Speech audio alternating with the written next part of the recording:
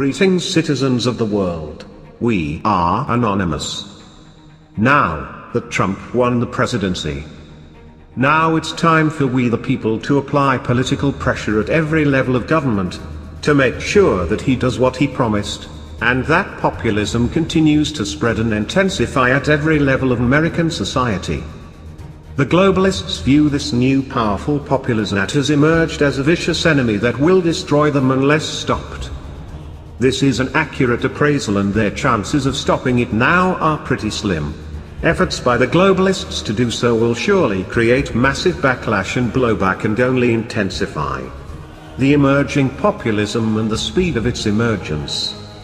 If Trump turns out that he does not keep his promises to the American people, as some fear, as an example, yesterday he made a speech saying he was honored to have Hillary Clinton in attendance and he had great respect for her. Maybe this is the first sign in Trump backpedaling. Whatever happened to she should be in jail. Nevertheless, we the people can still continue our new wave of populism and eventually create enough political pressure to obtain the changes we need. It may be more difficult and take longer, but thanks to the internet, the American populism will not go away but will continue to grow rapidly by leaps and bounds. It's necessary for our nation's survival as a republic that we must all work together collectively to make certain that the Illuminati bankers are booted from America and no longer allowed to parasitize it.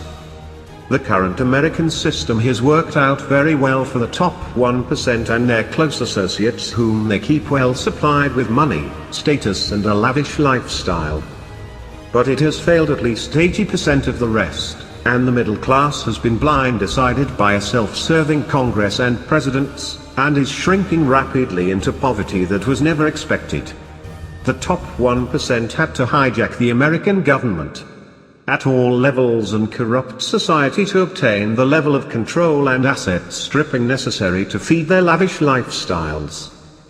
And sadly, we now know for certain that the 1% has been stacking the US Congress and using it and their typically bought and appointed presidents to institute a massive deconstruction of America the Republic. Almost every member of the US Congress has been bought off or coerced one way or another and is not representing the interest of we the people, but only their own interest and the top 1% they truly serve for vast rewards. In order to do this, they have bought off almost every member of the US Congress, most high officials, and instituted the USG policy of free trade and globalization in order to transform American workers into their serfs and slaves. The top 1% has stacked the US Congress with their stooges and doofuses, and manipulated them to do the 1%'s bidding.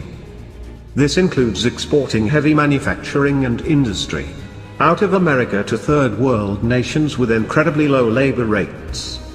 This has allowed them to sell cheap goods inside the USA and keep we the people satiated while they globalize us and transform America into a poor third world nation.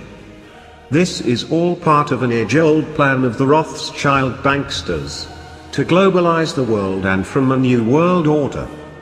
This globalization, free trade process has actually increased the stock earnings of the top 1%, while it has rapidly diminished the American middle class, most of whom are hanging on for dear life, one paycheck out of the street.